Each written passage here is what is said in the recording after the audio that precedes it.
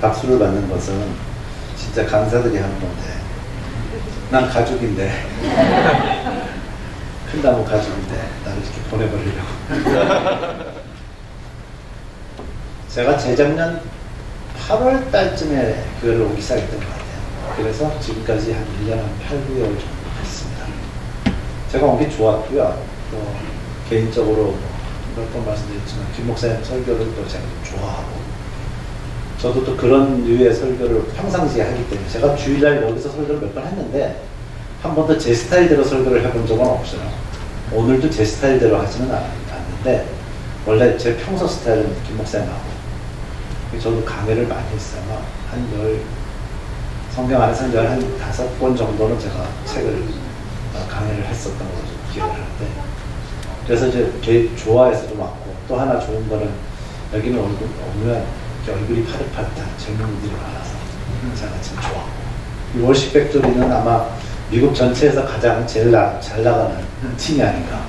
연주도 워낙에 프로들이 하기 때문에 또 그런 면도 있습니다. 그런 여러 가지 장점들이 있었습니다. 그래서 왔고요.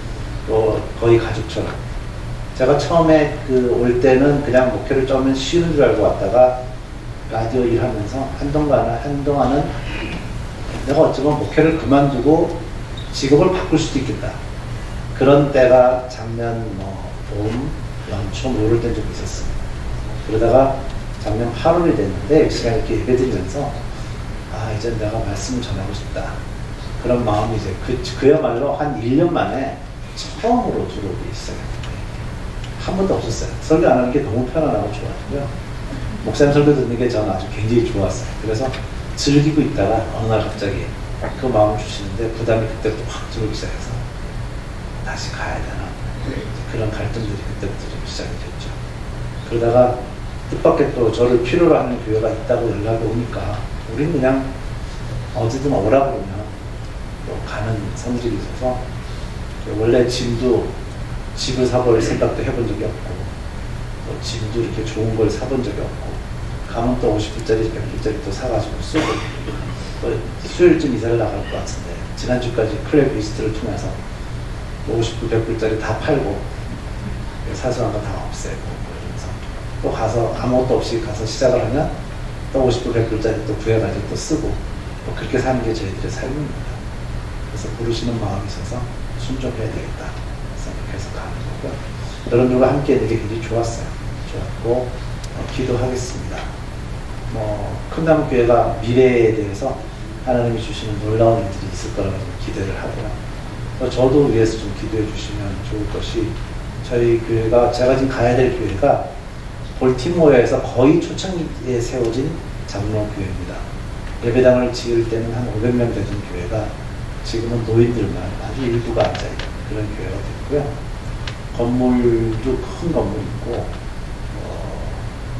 미술 시설을 다 갖고 있는데 유틸리티를 내기가 힘들 만한 그런 상황이 될 정도였으니까, 그것도 아주 짧은 최근에 갑자기 일어난 일들이라 상처 속에 있는 교회들이 있어요. 그래서 가서 회복시키고 또 마음에 어떤 하나님 주시는 꿈들을 또 새롭게 펼쳐가야 되는 그런 교회입니다. 생각하실 때, 기도하실 때 큰나무 교회와 함께 민족장로교회에서 기도해 주시면 정말 고맙겠습니다. 이따가 이런 얘기할 시간이 없을 것 같아서 설교 시작하기 전에 제가 말씀을 보겠습니다. 보통 마태복음 5장 얘기하면 산상수훈, 우리 잘 알죠. 그 산상수훈을 보면 좀 이 말씀이 좀 특별한 말씀이다. 그래서 세상에서 얘기할 때 산상수훈을 가지고 탁월한 말씀이다, 탁월한 구절이다, 이렇게 얘기를 해요. 근데 그 구절을 하나하나 읽어보면 그게 탁월해지기는 그렇게 만만하진 않아요. 네, 왜냐면 모든 사람에게 탁월한 게 아니고 극히 일부의 사람들에게만 탁월하죠. 내용은 탁월한데 실천할 방법이 없어요. 오른뺨을 때리면 어떻게 하라고요? 네, 가능하신 분 별로 없단 말이에요. 우리가 이제 그 성경 문제를 읽어보면 오른쪽 눈이 실족하면 어떻게 하라고요? 빼버리라는데 어떻게, 솔직히 자신 없습니다. 그러다 보니까 그 산상수훈이 굉장히 중요한 말씀이긴 하지만 이것이 모든 사람에게 적용될 수 있는 그런 말씀이 아니에요. 정말 내용으로 탁월하고 윤리나 도덕적으로 탁월한 내용일 뿐이지 그걸 삶으로 실천할 수 있는 사람이 세상에 별로 없다라는 그런 얘기입니다. 너희가 남에게 대접을 받고자 하는 대로 남을 대접하라. 이 구절을 가지고 황금률이라고 보통 얘기를 하죠. 황금률. 오래전부터 하나님을 믿든 안 믿든 전 세계에서 알려진 그냥 대표적인 구절입니다. 그래서 이것이 대단하다 얘기하는데 성경에 나오는 사실 신약 성경에 13번이나 기록을 했다는 바울이라는 사람이 고백을 할 때 내게는 그리스도의 윤리적 가르침 외에는 결코 자랑할 것이 없나니 내게는 산상수훈 이외에는 결코 자랑할 것이 없나니 라고 고백한 적이 없어요. 그런 거 보면 산상수훈이 기독교의 핵심인가? 아니요. 그렇게 볼 수는 없습니다. 기독교의 핵심은 산상수훈이 아닙니다. 예수님이 하신 말씀 중에 탁월한 말씀일 수는 있지만 기독교의 핵심은 그게 아니죠. 요즘에 교회들이 얘기를 합니다. 기독교 메시지의 핵심은 산상수훈이다. 예수를 닮는 것이 나의 꿈이다. 이런 얘기도 많이 하잖아요. 예수를 닮는 것 정말 중요한 일입니다. 그러나 기독교의 핵심은 예수를 닮는 것은 아닙니다. 베드로는 이렇게 얘기합니다. 내게는 그리스도의 윤리적인 가르침 외에는 결코 자랑할 것이 없는 게 아니라 내게는 뭐라고요? 십자가 외에는 자랑할 것이 없다고 그러죠. 네. 고백이 달라요. 우리가 생각하는 그런 고백을 하는 게 아니고 고백 자체가 전혀 다른 표현을 하고 있다는 겁니다. 그래서 기독교의 핵심은 뭔가면 기독교라고 한문으로 보시면 독자가 독생하신 예수, 독생한 자 예수를 얘기하는 말이 독자거든요. 그러니까 독생하신 예수님에게 기초를 만들어진 종교라고 한 게 기독교예요. 크라이스트 센터드라고 얘기하죠. 예수가 중심이 되는 거예요. 그분의 중심이 뭐라고 얘기해야 돼요? 그분이 세상에 오신 이유가 뭐죠? 십자가를 통해서 우리를 하나님의 나라의 백성으로 삼는 것이 그분의 꿈이셨기 때문에 윤리적으로 오리를 가자 그러면 신리를 가야 되는 것이 그분의 꿈이 아니라 네가 예수 그리스도를 통해서 나를 통해서 내가 길이요 진리요 생명이니까 나를 통해서 네가 하나님의 나라의 백성이 되는 게 나의 꿈이다. 그것이 기독교의 핵심인 거죠. 오늘 성경에서 베드로 제자들에게 예수님이 이렇게 질문을 합니다. 사람들이 나를 누구라고 그러냐? 라고 물어보니까 제자들이 얘기합니다. 어떤 사람은요 엘리야라고 부르기도 하고요. 어떤 사람은 세례 요한이라고 부르기도 하고 예레미야나 선지자 중에 하나라고 얘기하기도 합니다. 라고 대답을 하죠. 그때 예수님이 물어봅니다. 그러면 니네는 나를 누구라고 생각하냐? 저는 예수님이 상당히 교육학적으로 발달되신 분이라고 생각해요. 기독교 교육학을 배우신 분이 계시면 예수님의 그 교육학에 대해서 강의를 하는 과목이 있어요. 왜냐하면 예수님이 설명을 하는데 첫 번째 거 빼고요. 그냥 바로 베드로고 니네는 나를 누구라고 생각하냐라고 물어봤으면 대답이 약간 문맥이 어색했을 거예요. 근데 듣는 사람이 편안하게 세상 사람들이 뭐라고 그러지? 하고 한번 탁 깔고 그 다음에 니네는 뭐라고 그러냐? 라고 얘기하는 것은 예수님이 그 2000년 전에 이미 딜리버리 하는 데 있어서 말씀을 딜리버리 하는 데 있어서 굉장한 실력자였다는 거예요. 야외 나가서 설교할 때 그러잖아요. 저기서 농사 짓는 저 농부들을 바라보면서 저 농부들의 모습을 봐라. 들판에서 씨 뿌리지 않냐. 예수님이 그런 식의 설교를 하죠. 그러니까 예수님의 설교는 교육학적으로도 굉장히 배울 게 많은 그런 분인데요. 예수님이 먼저 탁 깔았어요. 뭐라고? 세상 사람들이 뭐라고 그러냐. 그리고 나서 뭐라고 얘기하는 거면 니네는 뭐라고 생각하냐.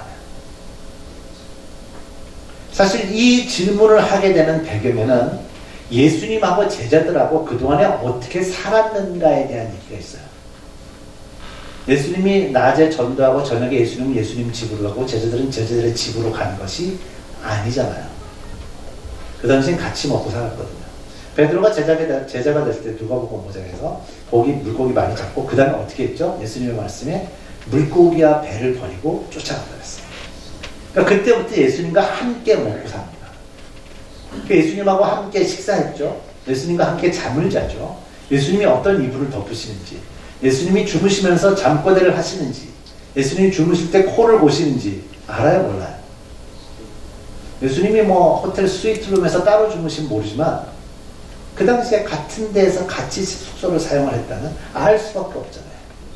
예수님 잘 버릇이 고약한지 얌전한지 우린 본 적이 없지만 제자들은 다 알아요. 그러니까 그런 것을 전제로 물어보신 거예요. 너희는 나를 누구라고 생각하냐? 그랬더니 베드로가 대답을 뭐라고 그러는가면 주는 그리스도시요 살아계신 하나님의 아들이십니다 라고 대답을 하는 거죠. 정말 탁월한 대답입니다. 베드로가 뭐 이렇게 그 신학 공부를 그 당시에 뭐 랍비들처럼 공부를 많이 한 사람이냐? 아니요, 그렇게 보이지 않거든요. 그냥 조상 대대로 어부로서 고기 잡는 일들을 해왔던 집안인 것 같은데, 생각보다 베드로의 대답은 너무나도 논리적이고 너무나도 신학적인 대답을 완벽하게 대답을 합니다. 그래서 예수님은 그 말씀 듣자마자 그래, 바로 네 고백 위에다가 이제부터 교회를 세우겠다. 그래서 그때부터 그 교회가 그 고백 위에 세워지게 되죠. 베드로는 자신이 의도하지 않았는데 그날부터 베드로가 뭐가 됐냐면 천주교의 일대 교황이 됐어요. 베드로는 그걸 모르고 죽었죠. 나중에 천주교에서 만들어가지고 베드로를 일대 교황으로 딱 세워놨어요. 근데 어찌됐든 간에 그 고백이 너무나도 중요한 고백이었었다는 것은 사실. 그래서 요즘에 예수를 믿는 사람에게 복음을 제시하고 나면 이 고백이 나오도록, 그 사람이 이 고백을 할 수 있도록 교회에서 가르치고 선교단체에서 가르치고 복음을 전하는 일들을 합니다. 여기까지만 보면 예수님하고 베드로와의 관계가 얼마나 좋은지 몰라요. 완벽해요. 정말 예수님과 베드로의 관계의 그 공동체 안에서 보여주는 정말 놀라운 일이 일어나죠. 그 얘기가 끝나고 나서 예수님이 얘기를 합니다. 그래서 이제 얘기하시죠. 이제부터 내가 교회의 서기관들과 장로들에게 권한을 받고 죽었다가 3일 만에 내가 살아날 거야 라고 얘기하자마자 베드로가 바로 툭 튀어나오는 말이, 예수님 그렇게 하지 마십시오. 안 됩니다. 예수님 죽으시면 안 됩니다 라고 대답을 합니다. 예수님 그렇게 하지 마십시오. 그때 예수님이 이 야단을 치시면서 네가 하나님의 일은 생각하지도 않고 도리어 사람의 일을 생각한다 라고 대답을 하셨어요. 책망하셨어요. 이 얘기가 우리가 정말 중요하게 봐야 될 아주 핵심의 메시지입니다. 자, 오늘 제가 좀 여기서 보려고 하는 게 베드로의 태도입니다. 베드로가 보여주는 태도입니다.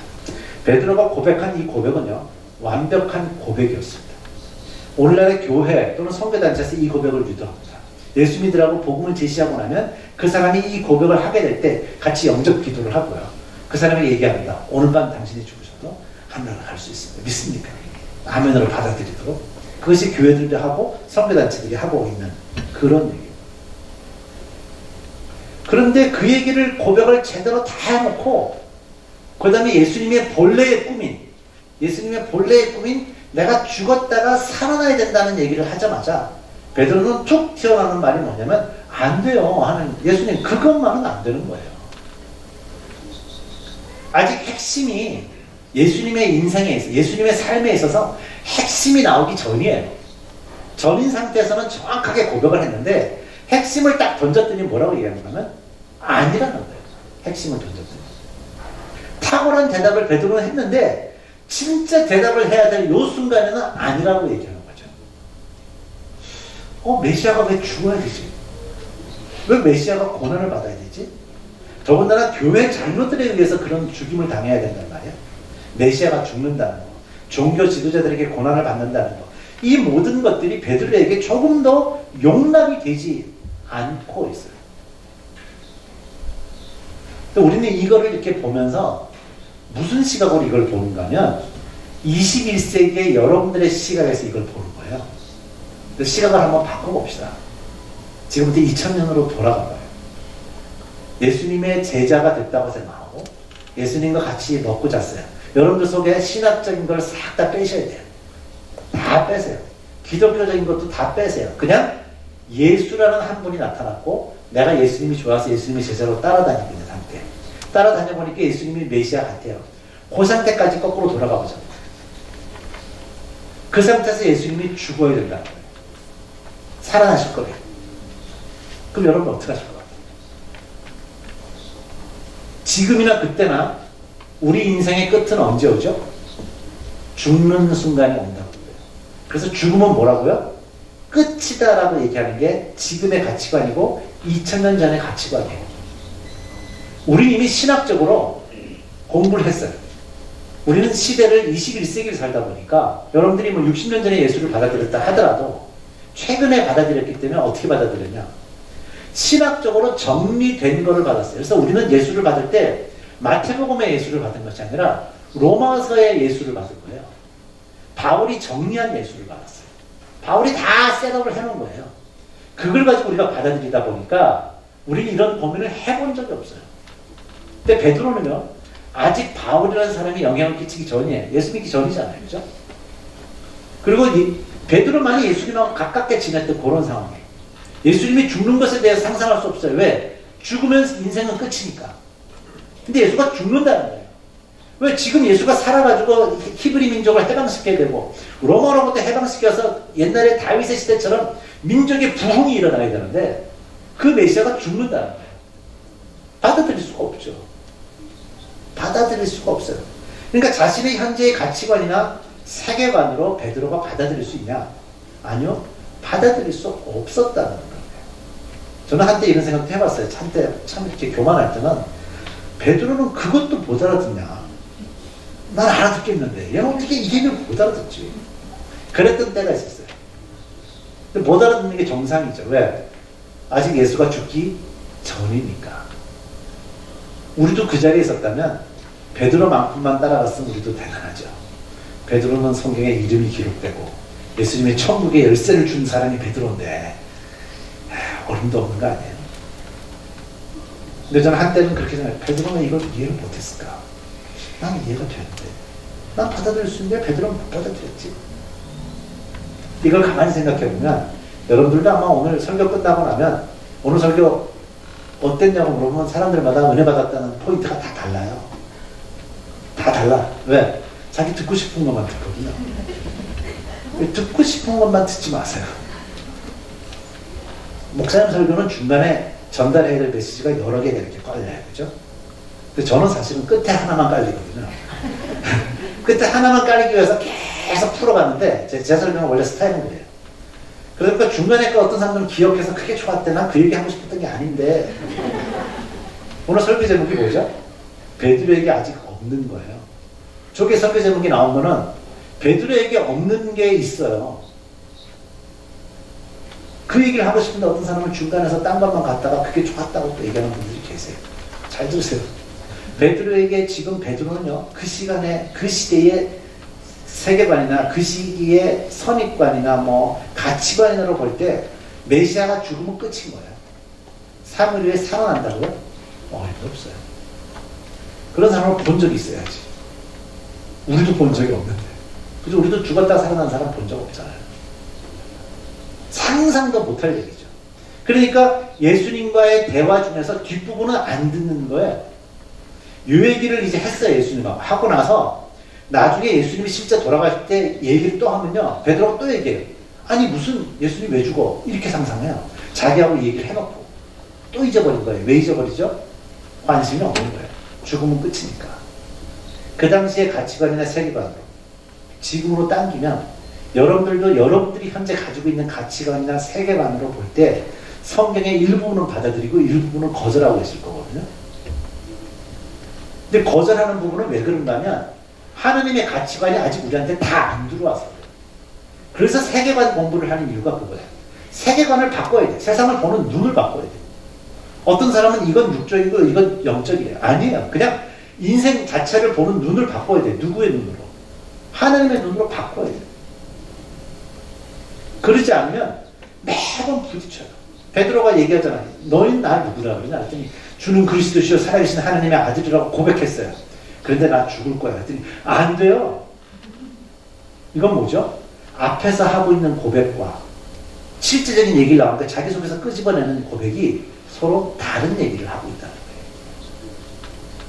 그러니까 속에서 튀어나오는 고백이 뭔가를 나오려면 이게 튀어나오는 게 뭐가 나오려면 이 속의 것도 바뀌어야 되는데 속의 것도 바꾸려면 세계를 보는 눈이 바뀌지 않으면 하느님이 세상을 바라볼 때 가지셨던 그 마음으로 바뀌지 않으면 급할 때는 속의 것만 튀어나온다는 거예요. 급할 때는.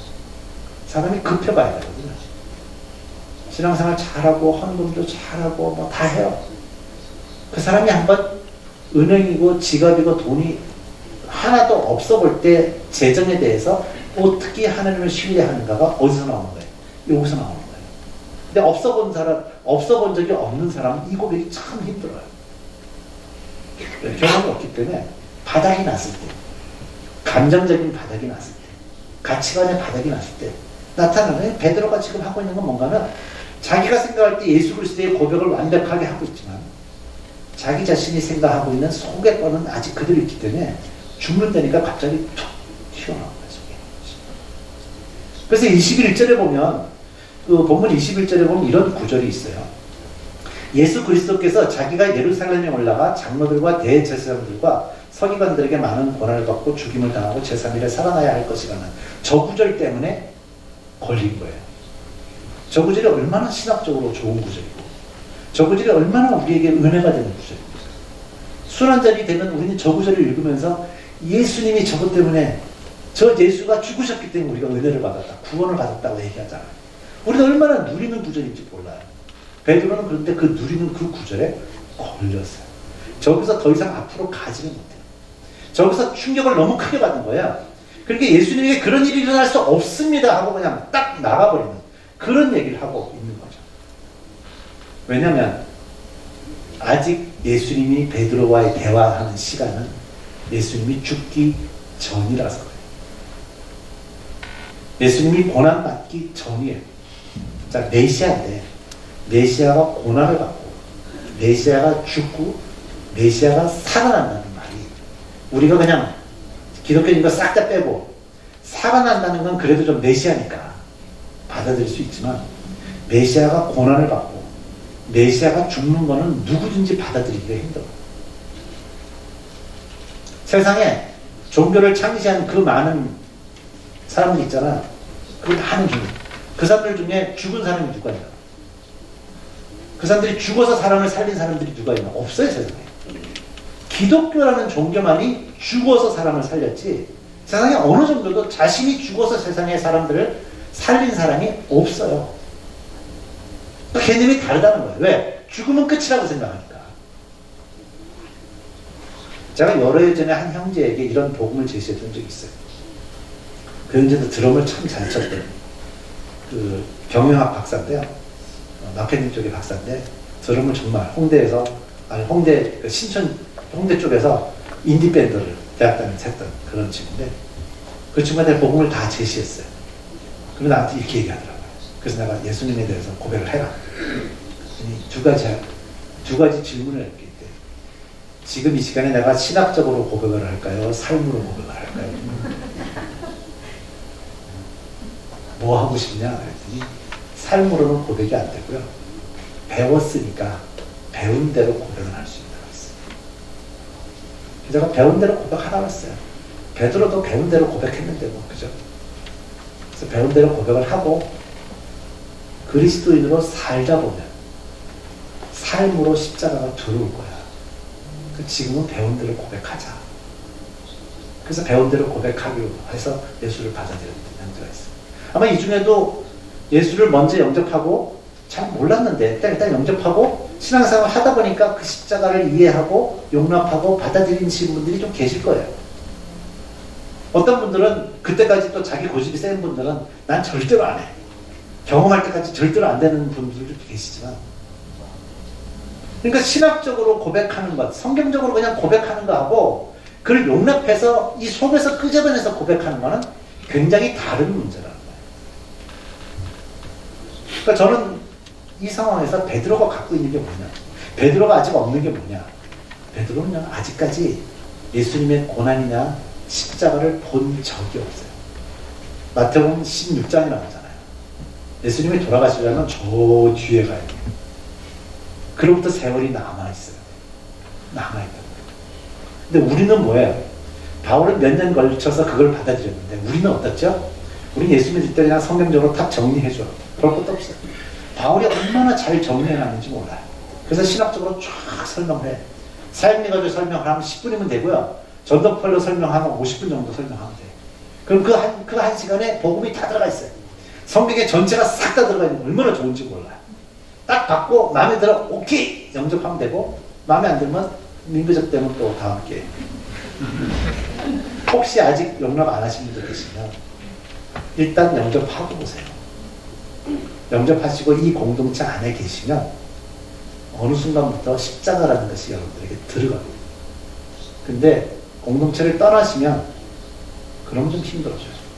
그러면 이제 하나님의 특별한 은혜를 경험하셔야 되는데 하나님의 특별한 은혜가 갑자기 돈을 쏟아부어주고 건강이 너무 좋아지는 거 비즈니스가 잘 되는 경우도 있는데 가끔 하나님은 다리를 분지러뜨리고 뭐 이런 경우도 있어요.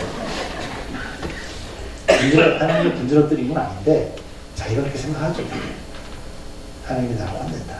하나님은 혼내시는 개념이 없습니다. 정이라는 그 공이라는 개념이 있지만 그거하고 하나님이 혼내시는 거하고는 개념이 다릅니다. 하나님을 특별하게 경험하고 싶으신 분들은 얼마든지 특별하게 경험하시면 괜찮아요. 근데 저는 그냥 지름길을 좋아하는 스타일이에요. 혼내는 거 싫어요, 제가. 그래서 그냥 지름길로 이렇게 가는 스타일인데 어쨌든 신학적으로 정리해 주니까 얼마나 좋아요. 바울이 갖고 있지 못했던 게 뭔가는 십자가를 아직 보지 못했다는 거예요. 그래서 예수를 믿고 받아들이기가 훨씬 더 우리보다 어려운 환경입니다. 근데 우리가 훨씬 더 은혜 속에 있어요. 우리는 그게 다 정리된 것을 받아들였기 때문에 우리가 훨씬 더 예수 믿기가 좋아요. 그리고 바울 시대에 예수 믿는 게 얼마나 어려운지 몰라요. 유대교 배경에다가 예수님을 세우기 때문에 이 가치관이 흔들려서 더 힘들어요. 예수 믿는다고 얘기하니까 너무 잡아가니까 어디로 다 들어갔어요? 다 땅속으로 도망갔잖아요. 땅속에서 숨어서 예배드렸잖아요. 그 당시에. 우리는 뭐 땅속에 들어갈 필요 없잖아요. 자동차에 가스만 있으시면 교회 오시잖아요. 얼마든지 와서 마음껏 예배하고 찬양하고 이렇게 좋은 워십 팩토리하고 함께 마음껏 말씀, 성경 말씀 계속 들으시고 지금이 얼마나 누리기가 좋은지 몰라요. 전 베드로보다 우리가 훨씬 더 좋다고 생각해요. 제가 한때는 예수님의 제자처럼 됐으면 좋겠다고 생각했던 적이 있어요. 그 어린 나이에 객기였어요. 이게. 아주 쓸데없는 짓이에요. 난 지금이 훨씬 더 좋은 거다. 이왕이면 예수도 잘 믿을 수 있도록 정리된 예수님에 대해서 배울 수 있는 게 지금이 훨씬 더 좋다. 난 내가 지금 사는 게 훨씬 더 좋아요. 배울 것도 훨씬 많고. 예수님 설교를 직접 들어서 내가 해석한다고 생각해봐요. 어려워서 또 어떻게. 해석을 다 해놨어. 바울이 다 해석을 해놨어요. 그것만 배우면 되니까. 베드로가 예수님 만난 지 이미 시간이 흘렀고요. 그리고 고백을 한 이후에도 이미 상당한 시간이 흘러야 예수님의 십자가를 맛볼 수 있게 돼요.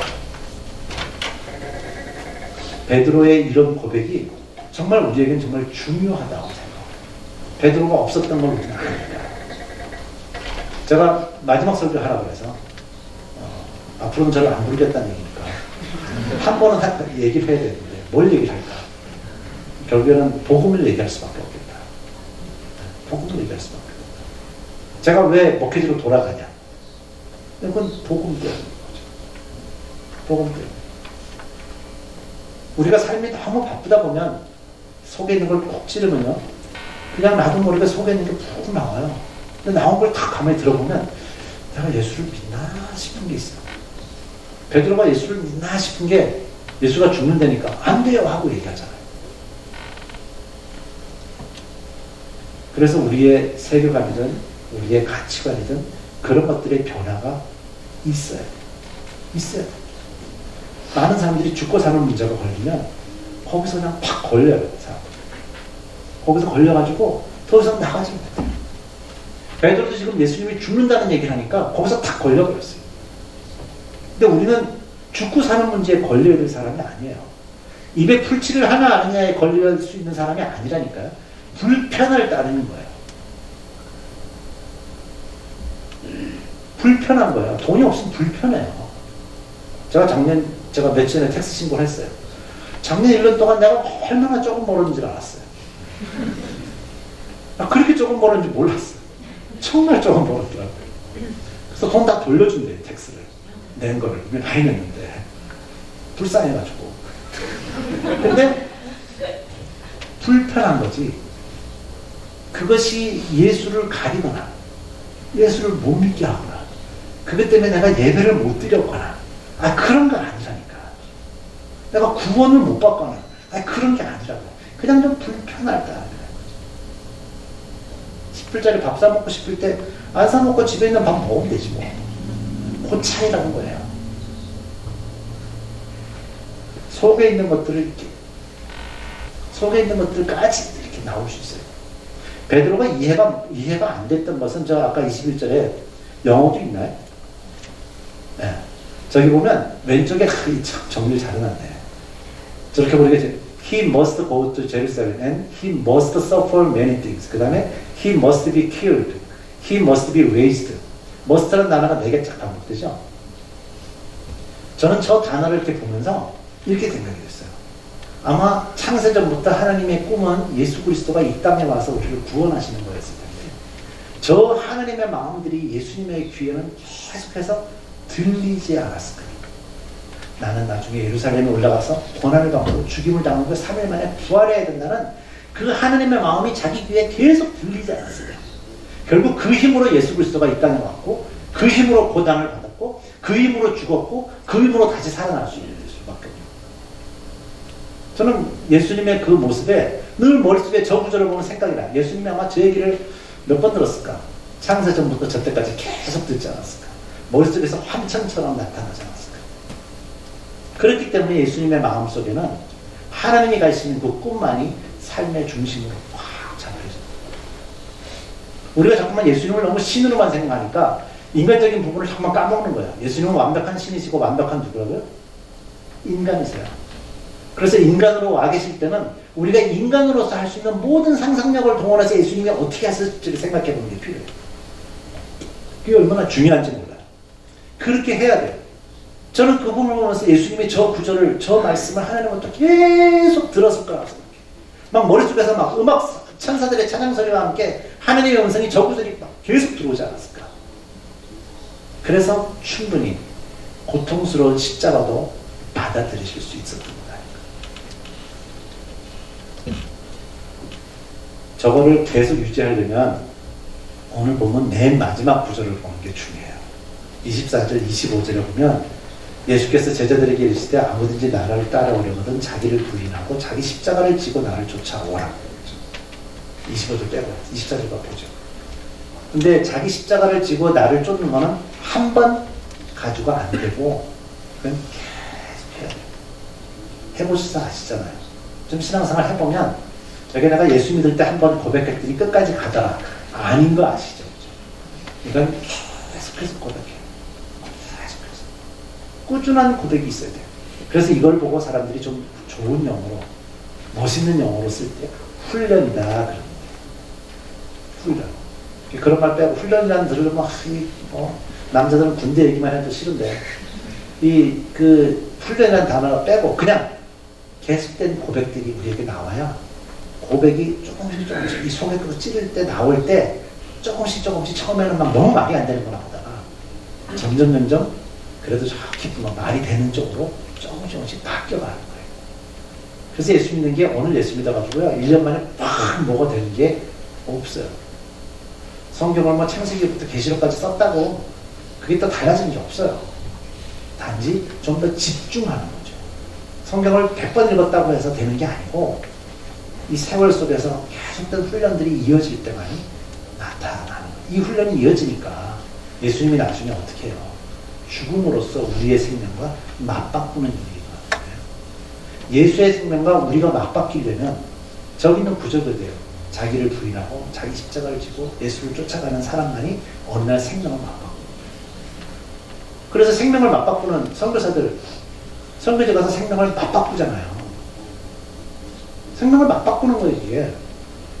어떻게 어떤 사람은 선교지 가서 1년 만에 어떻게 생명을 맞바꿀 기회가 있어서 빨리 유명해진 사람들도 있지만 그것뿐 아니라 인생을 가서 산다는 건요. 선교지 가서 산다는 것 자체가 내 인생을 거기다 투자한 거 아니에요. 내 인생. 그러니까 생명을 맞바꾸는 일이 일어나요. 근데 이 일은 뭐로부터 와야 돼요? 예수 그리스도로부터. 예수님이 주시는 힘으로 받아들여야 하는 거예요. 예수님이 보여주신 그 삶의 모습으로 우리가 영광받아 하는 거예요. 십자가 때문에 우리가 하는 거죠. 다른 걸로 하는 게 아니라 십자가 때문에 하는 거죠. 그러니까 베드로는 아직 십자가가 뭔지 몰라. 우리보다 수준이 좀 낮아. 우리가 훨씬 더 베드로보다 수준이 높아요. 이해하기 좋고, 그러니까 빨리 이해를 팍 받아들이시는 게 좋으세요. 늦추지 마세요. 기회가 있을 때 받으셔야 합니다. 그러니까 일어나라 그러면 사람들이 이제 되게 일어나라 그러면 고민을 많이 하는 사람들 생각해. 내가 지금 일어나서 이거를 지켜야 되는데 어떻게 해야 되지? 저는 그래. 일어나라 그러면 일어나. 일어났다가 못 지키면 관둬. 하나님이 그걸 가지고 따지고 들어가면서 너 일어났었는데 안 지켰으니까 내가 너를 어떻게 하고. 그런 하나님이 아니잖아. 그래서 저는 그냥 고백할 일이 있어서 누가 일어나라 그러면 일어나는 게 좋다. 뭐 일어날 일이 아니면 안 일어나서 괜찮은데. 왜? 기회가 왔을 때 잡는 거지. 기회를 스스로 만들려면 얼마나 어려운지 몰라요. 그래서 제가 설교를 좀 정리하면서 저도 다시 제 원래의 자리로 돌아가겠다고 고백한, 돌아가겠다고 결정한 이유는 예수님 때문이거든요. 예수님 주시는 힘 때문이고 십자가 때문이죠. 제가 앉아서 설교 듣는데 앉아서 있는데 하나님, 이제는 제가 말씀을 통해서 누군가에게 영향을 다시 끼쳐야 되는 거 아닙니까? 그 마음이 들어오는 거는 예수님의 십자가 때문이죠. 십자가 때문에 여러분들은 일반 직업을 가지고 사시는 거고요. 저는 십자가 때문에 제 직업인 목회라는 것, 목사라는 것으로 돌아가는 거예요. 이유는 간단하죠. 그래서 오늘 여러분들에게 제가 하나 선물을 드리고 싶어요. 원래 선물은 작고 반짝반짝거리는 거, 귀에다 걸리고 이런 걸 드려야 된다는데 그냥 종이학 1000개 같은 걸 제가 하나 들고 왔어요. 내 삶의 이유라는 곡이 있어요. 이 곡이 참 제가 좋아합니다. 여러분들 유튜브를 통해서 듣게 되시면 이 곡이 중간에 김주곤 목사님 목소리도 나오고 설교님 목소리도 나오고 그런 곡인데 저는 이 가사를 보면서 이게 고백이에요. 삶의 고백입니다. 똑같이 좀 고백하시면 좋겠습니다. 제가 1절은 제가 한번 부르고요. 2절은 다 같이 고백하면 좋겠어요.